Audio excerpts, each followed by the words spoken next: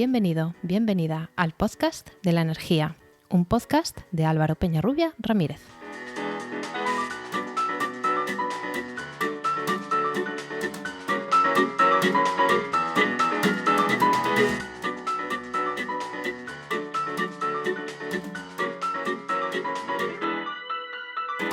Hola, hola, recibid la bienvenida a este capítulo 6 de 28 de junio de 2021 de El Podcast de la Energía.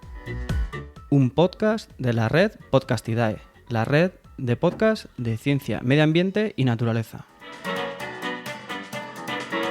En el programa de hoy hablaremos de un tema que está muy en boga en el tema de la energía, el hidrógeno.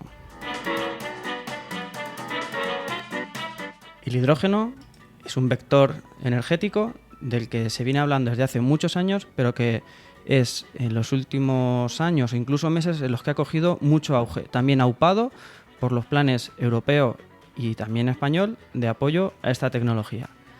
Pero, ¿qué hay detrás de todos estos planes y de todo este bombo que hemos oído últimamente? ¿Realmente el hidrógeno va a responder a las expectativas? Pues para que nos responda a eso y a lo que buenamente hoy tengamos en esta conversación, tenemos a Carlos Bernuy López, que es experto en hidrógeno verde, licenciado en química y doctor en materiales para pilas de hidrógeno o pilas de combustible. Tiene más de 15 años de experiencia trabajando en tecnologías relacionadas con hidrógeno verde, como pilas de hidrógeno y electrolizadores, y como gestor de proyectos y desarrollador de negocio. Y, según declara también en su presentación de LinkedIn, es un apasionado de las pilas de combustible, electrólisis y la tecnología relacionada con el hidrógeno. Así que para eso lo hemos traído hoy aquí. Hola, ¿qué tal, Carlos? ¿Cómo estás? Hola, Álvaro, ¿qué tal? Muchas gracias por invitarme. Muy bien. A ti por venir. Bueno, pues hacíamos esta breve presentación. Cuéntanos un poco más de ti, de tu trayectoria, de cómo has llegado aquí, cómo te has relacionado con esta tecnología. Sí, pues yo, como dices, pues soy químico y originariamente de Valladolid. Y cuando acabé la carrera, pues me metí en el mundo de la investigación y hice un doctorado en pilas de combustible, en pilas de hidrógeno, en la de alta temperatura. Sabes que hay muchos tipos de tecnologías, pues yo estoy más especializado. Estoy especializado en las de alta temperatura. Y nada, pues he ido trabajando en diferentes universidades y centros de investigación y la verdad es que en muchos países europeos e incluso en Japón. Y nada, y desde hace 4 años, casi 4 años, estoy en una empresa sueca que se llama Sandvik y trabajo aquí también como investigador, como ingeniero de I+D. Pues dando apoyo a los diferentes productos que tenemos en las tecnologías relacionadas con el hidrógeno. Eso es más o menos en breve. Muy bien, pues ojo que has dicho investigación en el ámbito privado sobre una tecnología que todavía está despuntando. O sea, quiero decir que hay bastante riesgo o no. Explícanos qué es el hidrógeno, cuál es el papel del hidrógeno como vector energético, qué usos tiene, sí, las distintas formas que tenemos de aprovechamiento de la energía a través del hidrógeno. Sí, pues el hidrógeno es una herramienta que nos permite la extensión de las energías renovables. Sobre todo, uno de los grandes problemas en los que nos vamos a encontrar a medida que instalemos más paneles solares y molinos de viento es el problema de almacenamiento. Es de que tenemos un montón de energía disponible, pero no tenemos dónde guardarla de una forma eficaz porque las baterías no nos sirven para todo. La red eléctrica también tiene una saturación determinada. Entonces, bueno, pues hay un vector energético, como dices, que es el hidrógeno, en el que podemos primero producirlo a través de estas energías renovables, formando lo que se llama el hidrógeno verde, para después utilizarlo en un montón de aplicaciones. Lo podemos usar directamente en aplicaciones industriales, donde ahora mismo se está usando el llamado hidrógeno gris, el hidrógeno que viene del reformado del gas natural. Es un hidrógeno que tiene emisiones de CO2. O lo podemos usar en una pila de combustible para un montón de cosas. Lo más típico que mucha gente conoce y que es más también a veces polémico es el transporte. pero una pila de combustible también sirve para dar energía a edificios y a un montón de otras aplicaciones que podemos pensar. Sí, a mucha gente, aunque no esté familiarizada con la tecnología, le sonará el término de pila de hidrógeno, pila de combustible. Explícanos a nivel básico, para los que no seamos químicos, incluso para quienes no tengan formación especialmente técnica, ¿qué es una pila de hidrógeno? Pues una pila de hidrógeno es un dispositivo electroquímico que convierte la energía que está en un combustible en energía química a través de una reacción electroquímica, de energía eléctrica, perdón. Y entonces producimos energía eléctrica a partir de una reacción electroquímica. Eso es una pila de hidrógeno. Que tiene un residuo bastante inocuo, ¿no? Sí, que produce, pues en el caso de cuando la usamos, agua. Que estás haciendo reaccionar el hidrógeno con el oxígeno para producir agua. Vale, y en la presentación decía que no es una tecnología nueva, ¿no? Cuéntanos un poco la historia, o bueno, más o menos el avance de los últimos años. ¿Por qué llevamos mucho tiempo oír hablar de la pila de hidrógeno o del hidrógeno como vector energético? ¿Y cuál es la diferencia de por qué hoy está más que nada puesto en la actualidad? Sí, la pila de hidrógeno es algo que se descubre hace muchos años, hace más de un siglo. Y lo que pasa es que últimamente ha ganado mucho más interés por nuestra necesidad de tener un mundo 100% renovable, alimentado por energías renovables, y entonces el hidrógeno se convierte como ese vector energético que necesitamos. Anteriormente, pues probablemente no lo hemos usado más también por falta de necesidad.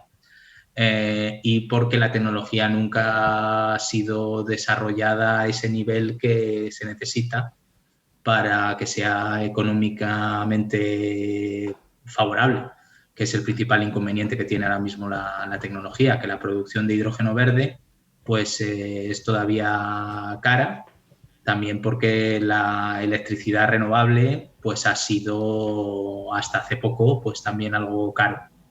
Entonces te juntabas con las dos peores soluciones. Unos dispositivos que tú tienes que comprar que son muy caros para producir el hidrógeno, y como tú produces el hidrógeno usando electricidad y quieres usar electricidad renovable y esa electricidad renovable es muy cara, pues al final tu hidrógeno es muy caro. Pero eso está cambiando ahora, ya que vamos a tener electricidad renovable mucho más barata con el tiempo. Esperemos que más pronto que más tarde, y vamos a trabajar entre todos a conseguir que los electrolizadores, que los dispositivos que producen ese hidrógeno, pues también sean más baratos. Un poco lo que ha pasado con las baterías en los últimos 10 años.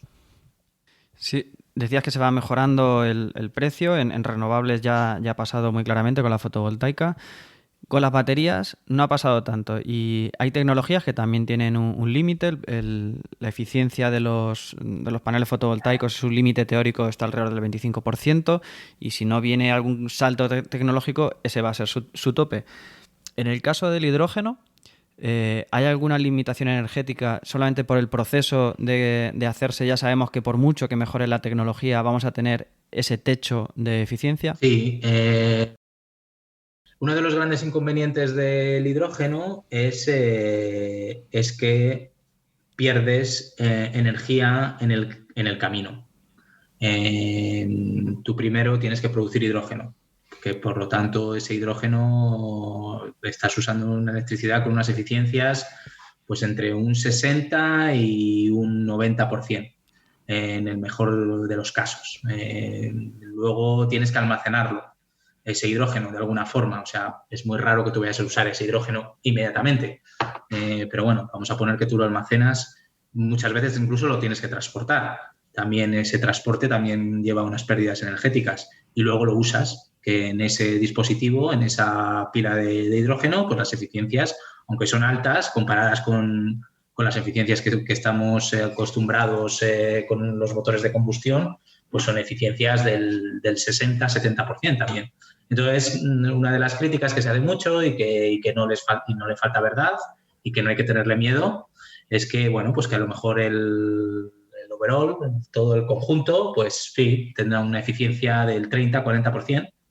Entonces, hay tecnologías, las tecnologías de alta temperatura, que te permiten acercarte a eficiencias mucho mayores. Te podrías acercar a eficiencias del 80% en total, porque puedes producirlo con una eficiencia cercana al 100%. Puedes también plantearte que lo vas a usar donde lo produces, entonces te quitas el transporte.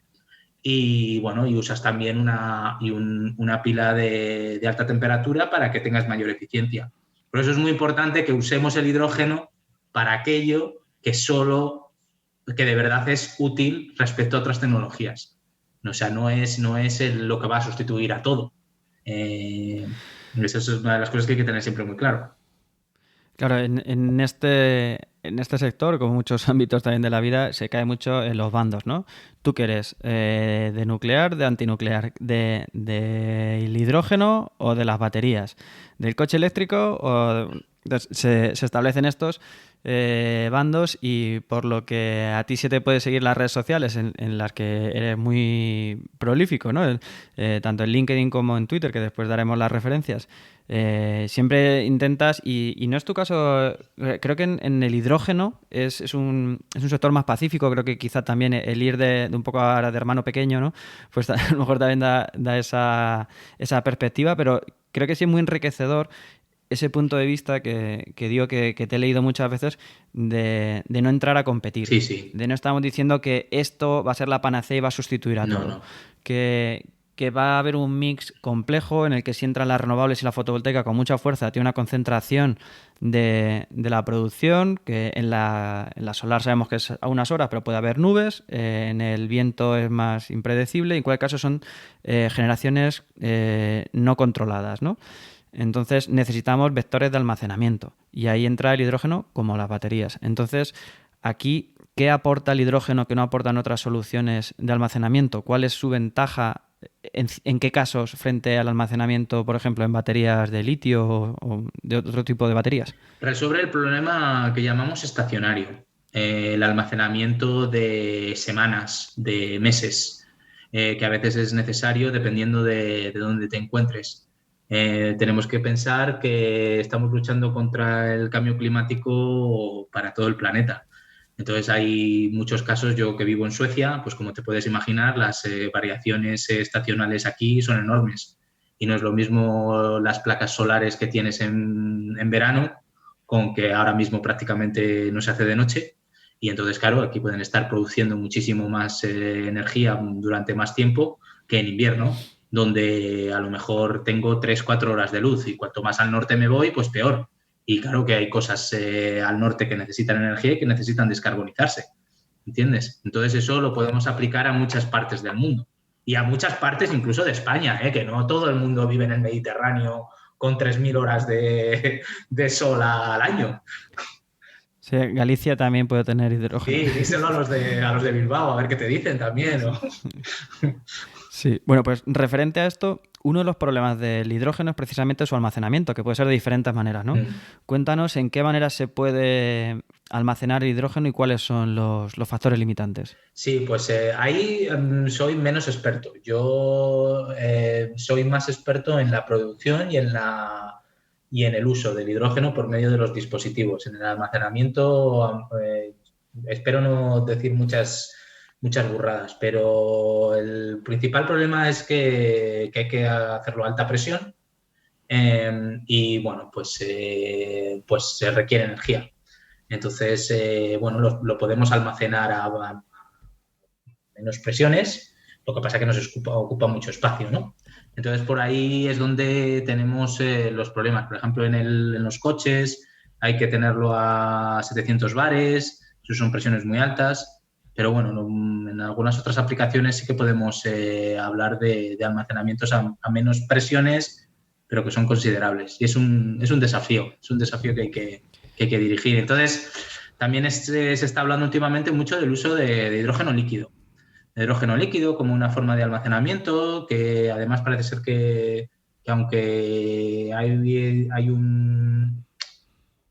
una creencia de que es muy peligroso, pues se tiene ya bastante controlado, Y luego hay unas cosas que le llaman, no sé cómo lo decimos en español, los hydrogen carriers, cosas que se transforman y que retienen el hidrógeno y que también pueden ser soluciones interesantes para transportar hidrógeno de un sitio a otro. Pero yo, de todas formas, yo creo que hay una cosa que tenemos que tener clara con el tema del hidrógeno y es la capacidad que tiene el hidrógeno de ser producido allá donde se necesite, que es además lo que deberíamos de centrarnos en un principio.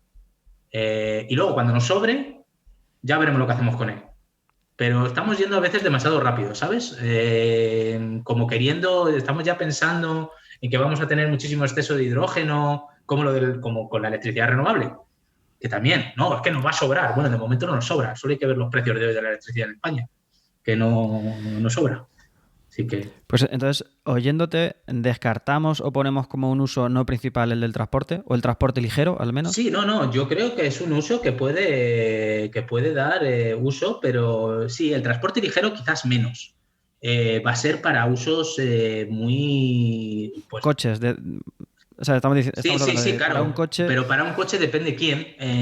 Si tú eres un autónomo que necesitas 50.000 kilómetros al año y moverte de una forma muchísimo más, como si dijéramos, más versátil, pues sí que te puede venir bien, pero ya sabemos que ese no es el usuario medio. Ya sabemos que el 95% del uso del coche son distancias cortas y el coche se queda mucho tiempo parado. Sí. Entonces puede ser cargado con cargas mucho más lentas, porque el problema que tenemos con esto es la carga rápida, es el querer meterle un supercargador de 200 kilovatios y que nos cargue la batería en 10 minutos. Imagínate si lo hacemos todos, pues la cantidad de energía que necesitamos, ¿no? Sí, es que vamos a partir de que los hidrocarburos son algo fantástico. O sea, aparte de que Claro. tienen una densidad energética tremenda, nos dan luego sus productos para hacer plásticos, para hacer carreteras con alquitrán. O sea, los hidrocarburos son algo fantástico. Pero, aparte de ser limitados, pues no hace falta que expliquemos los efectos secundarios, las consecuencias que acarrean, ¿no? Eso creo que lo damos todos por sabido. Entonces, todas las soluciones que encontremos pues van a tener alguna pega, algún problema. Eso sí, vamos a intentar que las soluciones que encontremos mitiguen al máximo los efectos del cambio climático, que es la razón de por qué estamos explorando estas vías. Sabemos cuál es la más eficiente, que si entramos a valorar también un motor térmico de un coche, no es nada eficiente. Tiene pérdidas de calor tremendas, pero como decimos que tiene una densidad tan alta de energía los hidrocarburos y de una recarga muy rápida, pues eso no supone un problema. Para el caso del hidrógeno, ya sí. Entonces se está hablando también para usos pesados, incluso oído como apoyo en aviación, ¿no? Sí.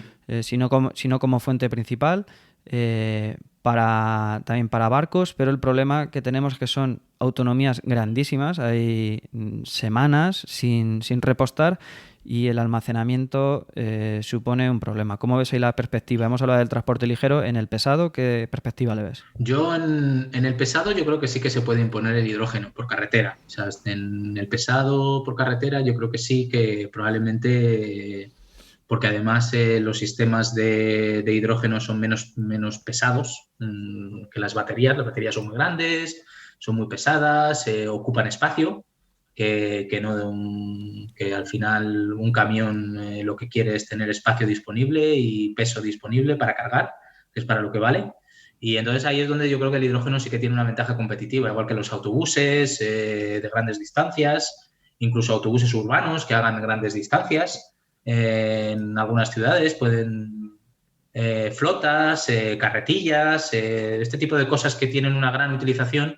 Probablemente el hidrógeno tendrá sentido, pero es un porcentaje probablemente pequeño, pero es un porcentaje que ayuda y que nos permite descarbonizar.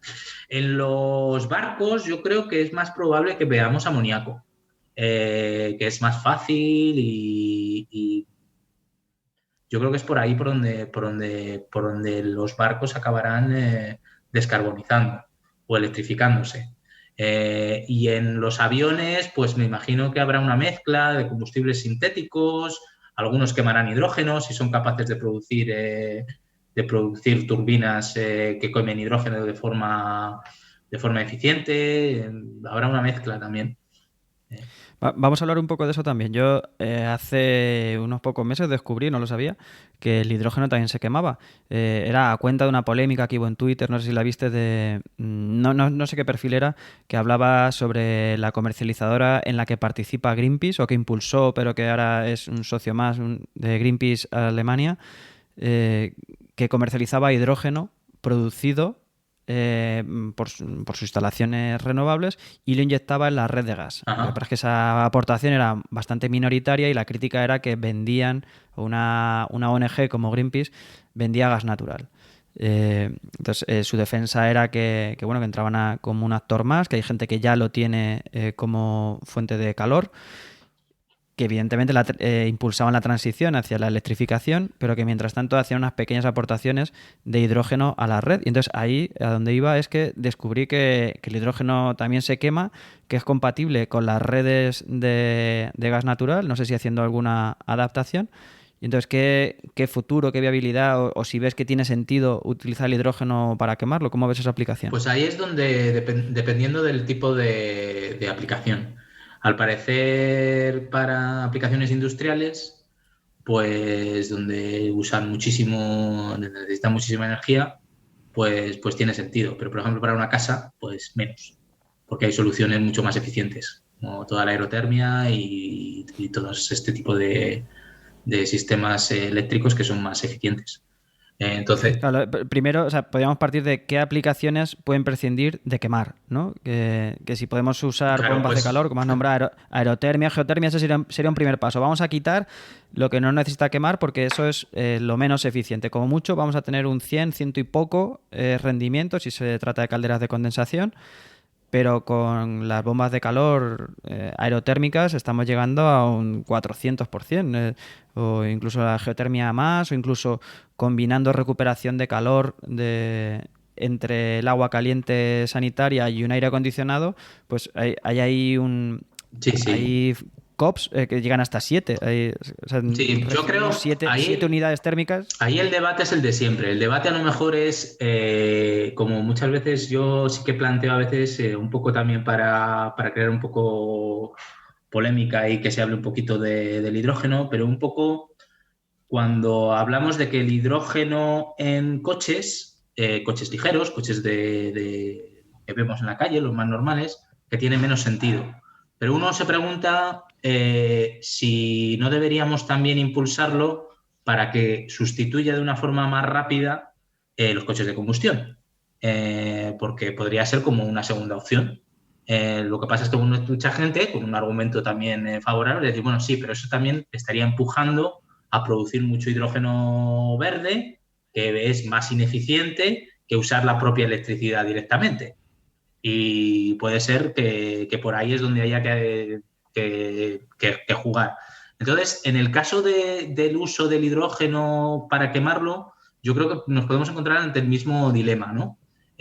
¿Cuánto tenemos que correr y a qué cosas podemos renunciar para poder, un poco lo que yo también a veces digo, ¿preferimos tener un sistema 80% eficiente en 2050 y 100% renovable, o preferimos tener un sistema 60% eficiente en 2040 y 100% renovable? ¿Entiendes? Cuando hablamos de las eficiencias a veces nos volvemos locos.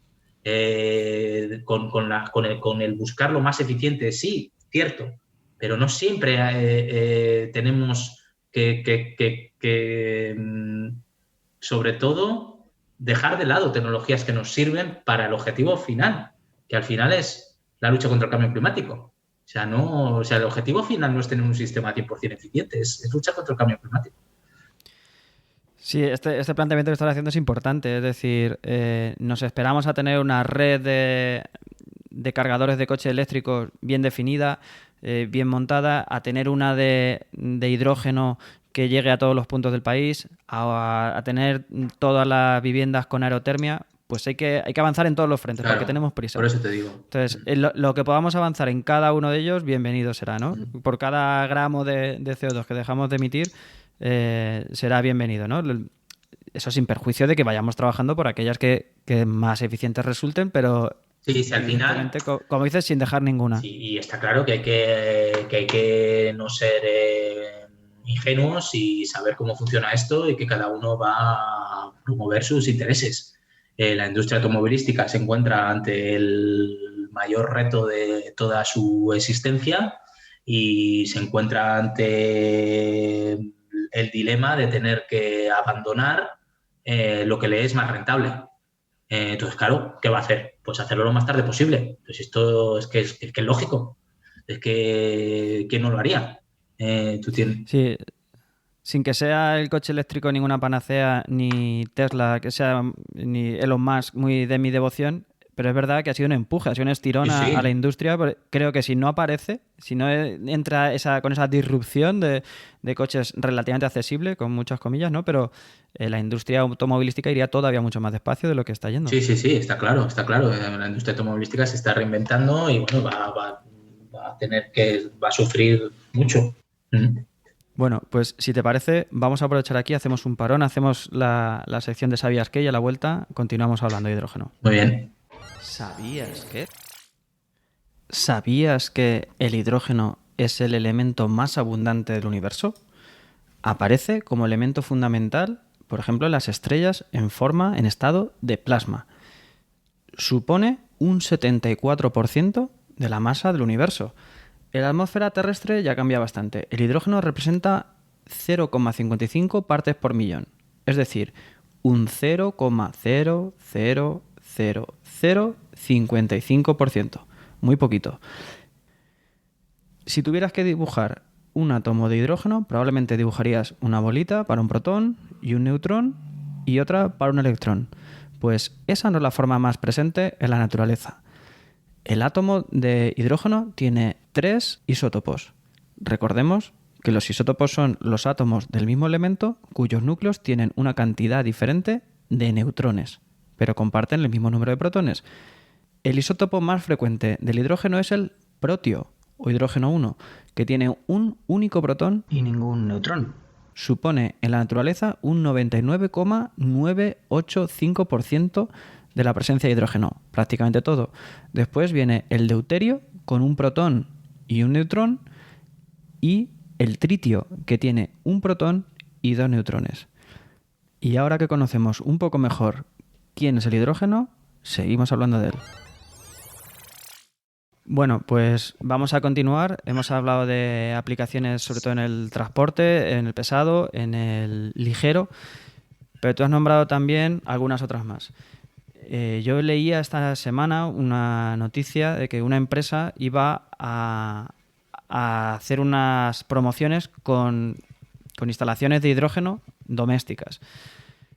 Tú has dicho que lo más razonable es consumir el hidrógeno tan cerca como sea posible de donde se produce y donde se produce la energía. ¿Cómo ves estas aplicaciones domésticas? ¿Crees que deben generalizarse?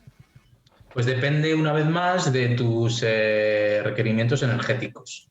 Yo creo que si tú vives en Valencia, pues es probable que vayas a tener mucha energía renovable disponible con tus placas solares y probablemente con una batería te sirve, porque es muy raro que te quedes 5 días sin sol en un sitio así. Seguro que hay muchos estudios, además eso es más o menos lo que se dice. Pero si tú vives en Suecia, en el norte de Alemania, en el norte en Reino Unido, habrá muchísimos sitios de China, no sé, en el norte de España, pues me imagino que llegará un momento en el que las variaciones estacionales serán más grandes. Cuando tienes una variación estacional que una batería, pues la tienes que redimensionar demasiado, pues ahí es donde tiene sentido producir hidrógeno. Entonces es donde están intentando estos sistemas, pues como si dijéramos, obtener lo mejor de cada casa, ¿no? De cada mundo, que se dice, ¿no? Entonces, estás hablando de almacenar domésticamente hidrógeno para que te aguante en meses. Sí. O sea, y eso no supone volúmenes muy grandes. Pues bueno, me imagino que tienes que tener un tanque apropiado, lo tendrás que presurizar, Por lo que tengo entendido, bueno, pues tienen un tamaño de un congelador grande, de un frigorífico de estos Sí, bueno, de... Así. pero que puede ser cientos de litros, es una cosa asumible en muchas viviendas, no Sí, en sí, todas, no sí. en un piso no en un piso de 50 metros, pero Y luego tú te lo eh, puedes plantear en un bloque de pisos. eso es, en vivienda colectiva o en unifamiliar probablemente sí que Sí, pudiera tener aplicación sí. y almacenar durante meses. Claro, entonces cuando tienes una producción favorable de energía, cuando además la electricidad es muy barata, bueno, pues te pones a producir hidrógeno como loco y después lo usas. Entonces, claro, porque tu batería va a tener un límite. Entonces, tu batería, lo que se está haciendo estos días es que tú tienes una batería que más o menos da uso al uso más o menos diario energético y luego tienes el electrolizador que te va produciendo hidrógeno con el extra que va produciendo cuando la batería está llena, que habrá momentos que la batería está llena. Entonces, pero no lo sé, ¿eh? En temas de viviendas yo creo que van a ser las menos así. Pero bueno, pero es lo de siempre. Yo creo que no hay por qué tampoco ni ponerle impedimento. O sea, si está disponible y hay alguien que prefiere hacerlo así, mientras que sea libre de emisiones.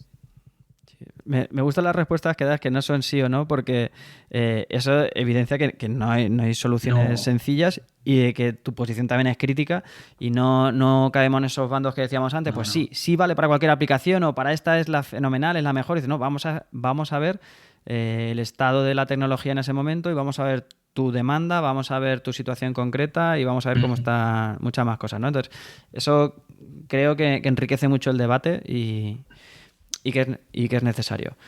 Eh, ¿Ves también la aplicación del hidrógeno en grandes volúmenes en plantas, por ejemplo, junto a plantas renovables? Conocemos el efecto este de la gráfica de Pato, ¿no? Que a mitad, a mediodía, cae el precio de la energía hasta tocar casi suelo, porque hay un exceso, especialmente de fotovoltaica, aunque haya bastante demanda, hay muchísima oferta y entonces los precios se van a cero. En ese momento podríamos almacenar la energía y distribuirla en otros momentos del día, como a primera hora de la mañana o cuando se prepara la cena, ¿no? Hasta las 10, 11 de la noche, en el que hay todavía bastante demanda de energía y no tenemos la presencia, por ejemplo, de la fotovoltaica. ¿Ves que ahí el hidrógeno puede tener buena acogida en los próximos años? Sí, una de las cosas que probablemente veremos en los próximos años muy cercanos es el intentar con los parques eólicos y parques solares instalados, intentar exprimirlos todo lo que podamos con hidrógeno, como tú dices. En esos momentos que tenemos que cortar la producción de energía por alguna razón, porque está produciendo mucho, porque no hay forma de almacenarlo y tal. Y por ahí es una buena forma además de que la tecnología se desarrolle, porque es lo que necesita también. La tecnología necesita pues hacerse mejor, más barata, más eficiente y lo que necesita es tener dispositivos fuera instalados, que los investigadores podamos tener datos, aprender de cómo se ha comportado tal material durante 3 años de operación, se ha degradado, es como avanza todo, las famosas curvas de aprendizaje. Claro, y esas curvas son a nivel país o incluso más, ¿no? Sí, Mejora desde la parte tecnológica hasta la instalación, mantenimiento, diseño, etcétera.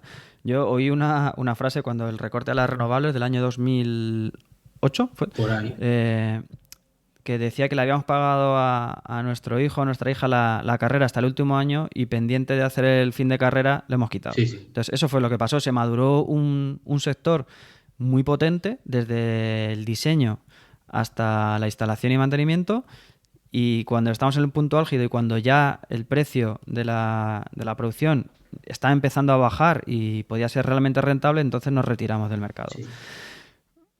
pues con el hidrógeno, si no es con estímulo público, de momento parece ser que tampoco va a ser algo muy masivo. Entonces ahora sí, entra el dinero europeo y mucha gente dice, claro, ahora está el hidrógeno de moda porque hay pasta europea.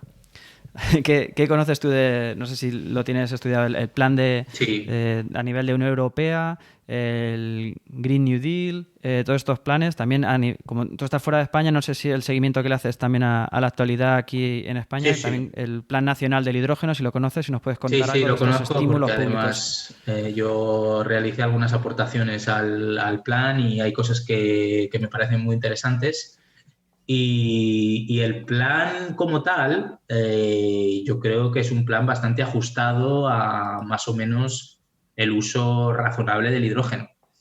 Yo creo que ese es un buen comienzo, que se puede decir, para empezar a también alcanzar, usar una gran oportunidad que tiene España de convertir el hidrógeno como en uno de nuestros fuertes para los próximos años industrialmente. Que podamos, yo tengo algún artículo por ahí escrito en el que defiendo que el hidrógeno es la oportunidad que tiene España de reindustrializarse a partir de toda la cadena de valor de en torno al hidrógeno y toda la industria que se puede hacer. Yo creo que el plan del hidrógeno, la hoja de ruta que ha planteado el gobierno, pues plantea un poco esas líneas que no es más que seguir lo que se plantea en Europa. O sea que tampoco es, y lo que van a hacer el resto de países. O sea que tampoco estamos inventando la rueda. Pero bueno, por lo menos ahora parece ser que sí que es lo correcto. La gran pregunta es todos estos proyectos anunciados de hidrógeno y ahora el hidrógeno está hasta en la sopa y casi en mitad de un partido de fútbol te meten un anuncio de hidrógeno. Y claro, yo entiendo que la gente esté como diciendo, aquí pasamos de 0 a 100 en 3 segundos y encima dicen que es verde, ¿no? Entonces, Claro, esa es la sensación que mucha gente puede tener de fuera. Es decir, si yo venía oyendo desde hace años algo del hidrógeno y ahora sé que hay mucho dinero aquí, ¿qué es lo que ha cambiado? ¿Solamente el dinero? pues ha cambiado diferentes cosas y sería engañar a la gente de decirle que el dinero también cambia mucho y que la pandemia ha acelerado los planes de desarrollo del hidrógeno. Los que nos llevamos dedicando a esto lo sabemos y sabemos en el punto en el que estábamos. Es cierto que estaba cambiando el panorama porque ya se estaba dibujando como una de las pocas soluciones a los problemas de almacenamiento que tenemos. Pero es cierto que, bueno, pues como viene muchísimo dinero de Europa, viene mucho dinero a fondo perdido, pues al mismo tiempo es una oportunidad que plantean muchas empresas, unas con bastante honestidad y con bastante sentido, y otras probablemente para intentar pillar cacho, hay que decirlo claramente. Entonces, lo que tenemos que confiar es en que las instituciones pues hagan su trabajo y den el dinero en los proyectos adecuados y para que se desarrolle esto de la forma adecuada. Y entonces, ¿cómo podemos contribuir los que no estamos ahí? Pues los que sabemos, intentando divulgar, intentando explicar a la gente cuál es un proyecto bueno, cuál es un proyecto malo. Yo insisto mucho en redes sociales que los periodistas tienen también su papel ahí y para eso se tienen que formar y tienen que saber cuál es un proyecto que recibe 100 millones de euros y que es un proyecto que no tiene ningún sentido.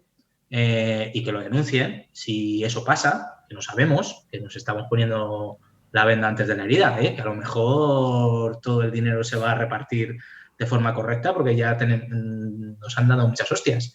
Entonces, bueno, ¿sabes? O sea, que a lo mejor, bueno, que las cosas se van a hacer bien, pero yo entiendo el escepticismo de la gente. Y a veces hasta lo comparto, ¿sabes? Cuando veo una empresa determinada que anuncia 1.000 millones en planes de hidrógeno, digo, uy, de esos 1.000 millones, a ver cuántos son de verdad. Digo, porque no sé. Digo, ¿entiendes? Entonces yo lo entiendo. Entonces, bueno, pues ahí es donde necesitamos tener un control y estar al loro, pero al mismo tiempo confiar. porque no podemos estar siempre pensando que nos van a pegar la puñalada por detrás, porque es que si no, no avanzamos. Sí, sí. ¿Y estos planes qué patas tocan? Por lo que te he oído, al menos el industrial, el tecnológico, el del I+D, también toca otros como el de la implantación, el fomento de entrar en los mix energéticos. Sobre todo, lo que se va a plantear en un primer momento es la producción de hidrógeno. Para sustituir el hidrógeno gris. Ahora mismo hay un mercado de hidrógeno gris suficiente para que mucha gente le preste atención y diga, solo con sustituir hidrógeno gris por hidrógeno verde, yo como inversor me compensa.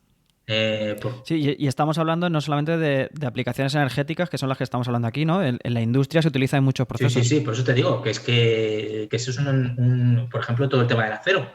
La producción de acero, o sea, si tú eres, yo que trabajo en una acerera, aunque yo trabajo en una acerera que no usa mucho hidrógeno, pero que como pertenecemos al gremio, pues sí que lo vemos, pues hay gente que necesita hidrógeno para sus planes de descarbonización y necesita hidrógeno verde, no le vale el hidrógeno gris. Entonces, esto le puede pasar a refinerías, le puede pasar a productores de fertilizantes, le puede pasar a productores de productos químicos que están usando ahora mismo hidrógeno gris y que necesitan descarbonizarse para además ser más atractivos, para salir a los mercados, que es parece lo que ahora hay un cambio bastante grande. Tú como empresa, tú quieres ir a pedir no sé cuántos millones y te coge el inversor y te dice, a ver, tu cartera de cosas verdes, ¿cuánto es? ¿Sabes? Y tú, pues no mucho. Y pues me da a mí que no te voy a dar un duro. ¿Entiendes? Entonces por ahí es donde, simplificándolo mucho y también intentando... Sí, porque hay intangibles que no son solamente el factor económico Claro. directo. Sí. Entonces, bueno. Bueno, has nombrado varias veces aquí el gris, el verde. En hidrógeno se utiliza mucho la paleta de colores, ¿no? Sí, mucho, demasiado. Pero sí, ahora ya está, creo que está el turquesa para el que ¿Sí? viene de la nuclear, sí. Así, turquesa, porque le ha tocado, le han asignado ese... Sí, creo que sí, porque es el que quieren O el brillo del plutonio. No lo sé, no sé si se lo han inventado. Es que además es sobre todo los franceses. Los franceses tienen un montón de exceso de electricidad nuclear y lo quieren usar para producir hidrógeno y claro, le tienen que dar un color nuevo, que sí, es como lo llaman aquí. También los suecos usan mucho el concepto, ¿cómo lo llaman? La traducción sería como no fósil. Fossil free, sí, libre de fósil, ¿sabes? Entonces, como aquí tenemos mucha nuclear, pues y no se quiere de momento prescindir de ella, incluso se habla en algunas partes, incluso a ampliarla, porque se ve como algo bueno. Bueno, en Suecia es donde se está construyendo una desde hace mucho tiempo, ¿no? Si no me equivoco. La central nuclear, pues ahí me pillas. Bueno, es que era... No sé si era en Finlandia, no sé. No lo sé, lo buscaremos, Sí. pero sí que había... Puede ser, Precisamente un consorcio francés era quien construía y llevaban muchos años de retraso y mucho dinero invertido más del presupuesto. Pero bueno, te interrumpió. No, pero volviendo al tema de los colores, los tres colores fundamentales son el gris, el azul y el verde. El gris es el que se produce del reformado del gas natural y echas el CO2 a la atmósfera. El azul es el mismo, pero capturas el CO2. Y el verde es el que es producido a través de la electrolisis del agua y con energías renovables. Entonces, luego hay una variación de colores dependiendo de si tú haces la electrolisis del agua por medio de otra electricidad. Porque la electricidad pues, no tiene por qué ser siempre renovable. Puede ser proveniente de una nuclear, puede ser proveniente de un mix, puede ser proveniente de una fuente fósil. Y también, bueno, pues tiene menos emisiones porque sí que es, pero tiene emisiones, claro. Entonces ahí es donde están pues todos los colores que sí, que si alguien le da por googlear los colores podrá encontrarse hasta 5 o 6 tipos. Sí, marrón o negro había visto yo de la Sí, gasificación del carbono. Sí, sí. Bueno, pues ya si quieres vamos terminando. Si quieres hacer énfasis en algo de lo que ya hemos dicho, o si crees que nos hemos dejado algo que sea importante para impulsar pues un apego hacia esta tecnología, ¿no? Que es muy desconocida o incluso de la que se puede recelar, alguien puede tener recelos. Convéncenos de por qué el hidrógeno es bueno. No lo mejor, hemos dicho, pero sí que es necesario en esa transición ecológica, esa transición energética. Y si nos hemos dejado algo, también nos lo dices. Pues yo creo que es importante que comprendamos que el hidrógeno es la herramienta de almacenamiento que complementa a las baterías. O sea, idealmente nosotros querríamos llenar el mundo de baterías. Es el sistema más eficiente energéticamente, pero no nos vale para todo. Entonces, aparte de baterías, necesitamos otros sistemas de almacenamiento. Entonces, un sistema de almacenamiento, un vector energético es el hidrógeno. Entonces, tenemos que usar el hidrógeno allá donde las baterías van perdiendo eficacia o sentido, o como lo queramos llamar, porque a veces estamos mezclando términos. Entonces, es muy importante que la producción de hidrógeno que hagamos en los próximos años, que es la que nos va a permitir además desarrollar la tecnología, la hagamos donde más se necesita. Y probablemente es en los sectores industriales y en el sector transporte, que es más difícil de electrificar, y por eso lo vamos a oír mucho como se llama este mantra, ¿no? Para lo que es difícil de electrificar, y es cierto. Y luego, otra cosa muy importante del hidrógeno es la capacidad que tiene de descentralizar el uso de la energía.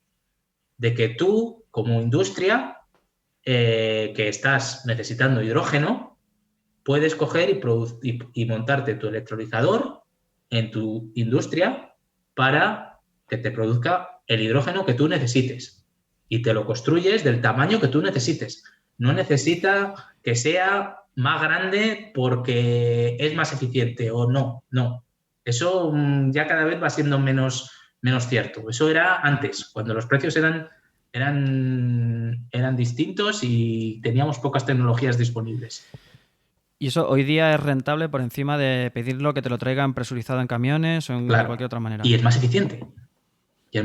Porque tú vas a usar mucha menos electricidad, porque al final estamos en lo de siempre. O sea, queremos usar hidrógeno porque queremos usar renovables. O sea, no queremos usar hidrógeno simplemente por el hecho de no emitir CO2, sino porque queremos usar electricidad renovable. Eso es lo que queremos. O sea, lo que queremos es electrificar nuestro sistema energético. Entonces nos tenemos que dar cuenta pues, que tenemos que ser lo más eficientes posible también en ese sentido.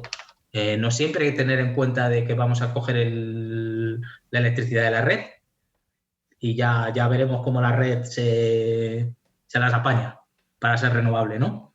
Y ahí es donde entran las discusiones de las eficiencias, que creo que son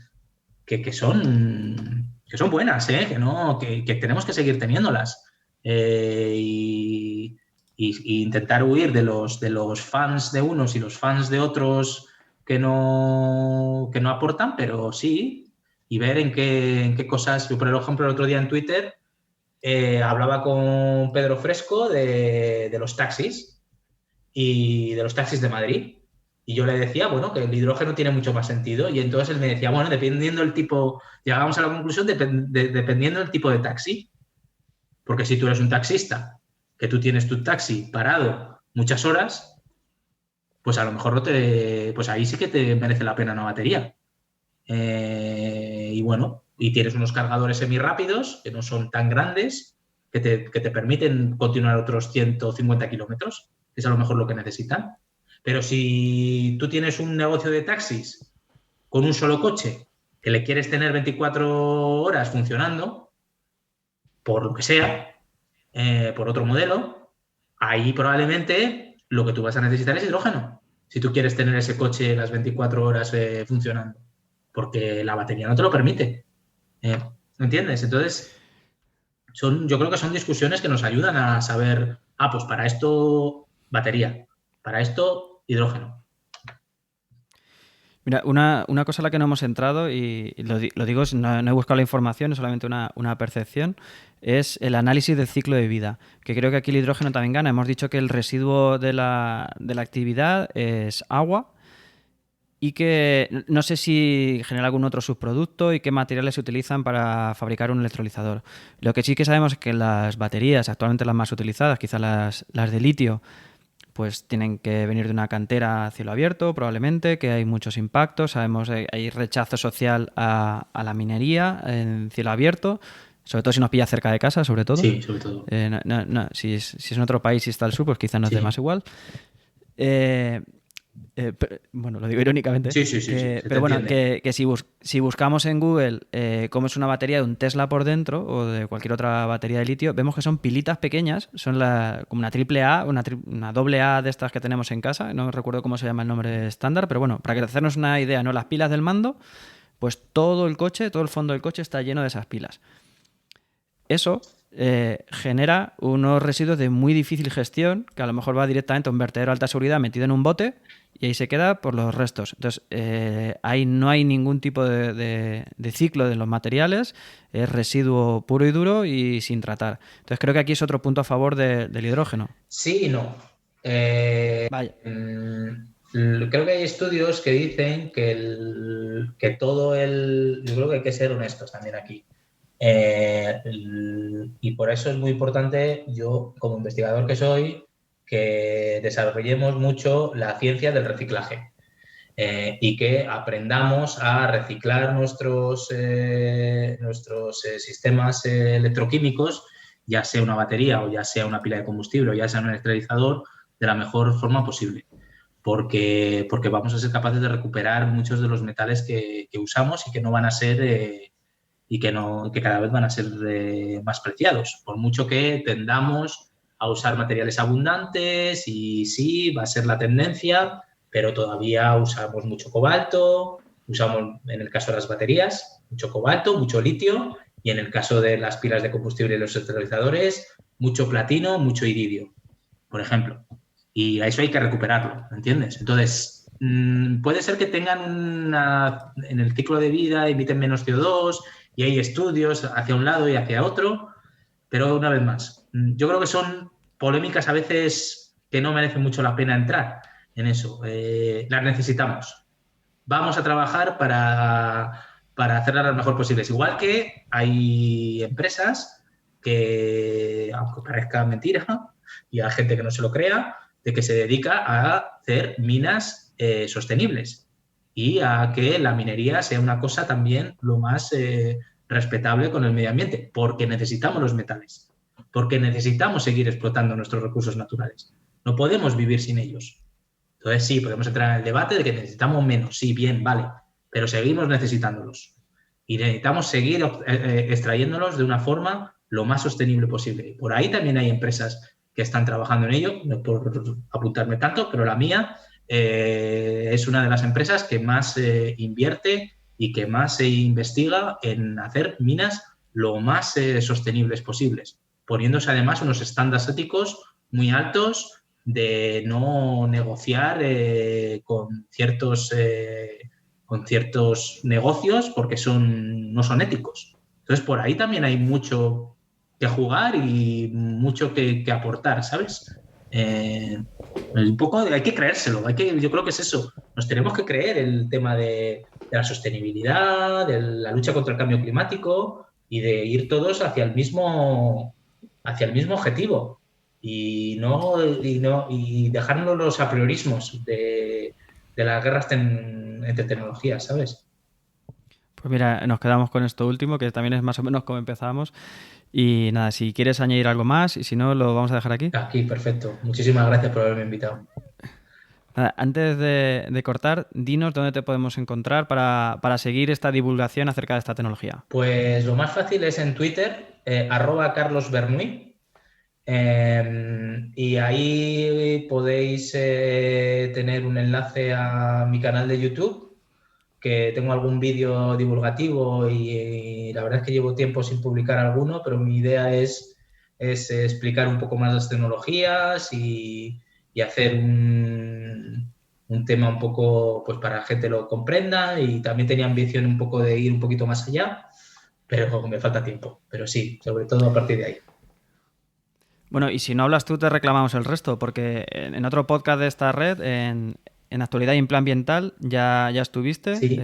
Lo vamos a dejar en las notas del programa, y también en otro podcast que vamos a recomendar, que se llama el podcast del hidrógeno, que es monotemático, es monográfico del tema del hidrógeno, y también tuviste allí una participación. Lo vamos a dejar por si os interesa tanto escuchar a Carlos como el resto de episodios, que tiene pocos, ¿no? Porque ha empezado hace no demasiado, no sé si a principios de año o final del año pasado. Sí. Y es bastante interesante. Amplían sobre algunos temas que hemos hablado aquí, sobre el transporte, hablan sobre una compañía de naviera, sobre Balearia, que está implementando el hidrógeno en sus barcos, hablan de aviación, y bueno, creo que si os ha gustado el tema es bastante interesante. Sí, muy recomendable escuchar a Bryce y a Javier, que son dos chicos jóvenes que hacen muy bien las cosas.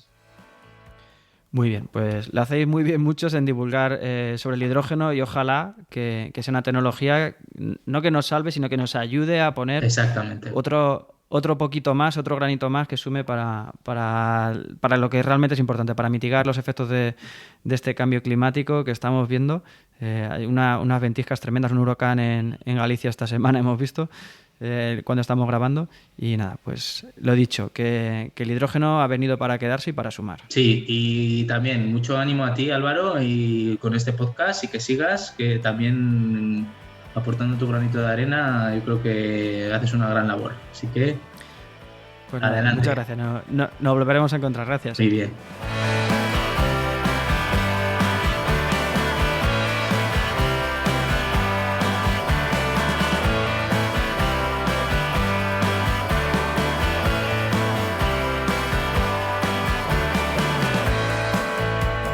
Hasta aquí esta edición de hoy del Podcast de la Energía y toda la temporada. Hoy terminamos nuestra primera temporada con estos 6 episodios. Quería agradecer muy especialmente la participación de las personas que han venido aquí a traernos lo que saben y lo que les apasiona.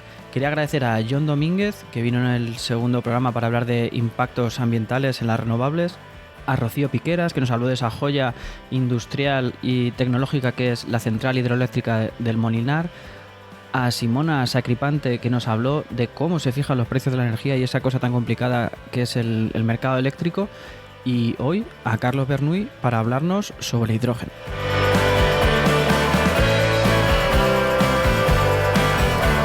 Te espero en septiembre. Ya tengo algunos temas preparados y algunos invitados ya preparando para hablarnos de temas de energía y de lo que más nos gusta. Y como siempre, si te ha gustado, te sugiero que te suscribas para recibir esa notificación cuando empecemos otra vez en septiembre. Si crees que a más personas les puede resultar interesante este podcast, pues por favor te pido que se lo compartas, porque me ayudaría mucho. Y si lo que quieres es hacer una sugerencia, un comentario, una valoración o corrección, o incluso si te animas a participar, a aportar también en este podcast, puedes contactar conmigo a través de mi perfil de LinkedIn, Álvaro Peñarruiz Ramírez, en la página y redes sociales de Podcastidae y en Twitter con el hashtag El Podcast de la Energía. Nada más, ha sido un placer hacer esta primera temporada con muchas fuerzas para hacer la siguiente y muchas más. Gracias por tenerte al otro lado y te espero en la siguiente temporada. Sé eficiente. Hasta pronto.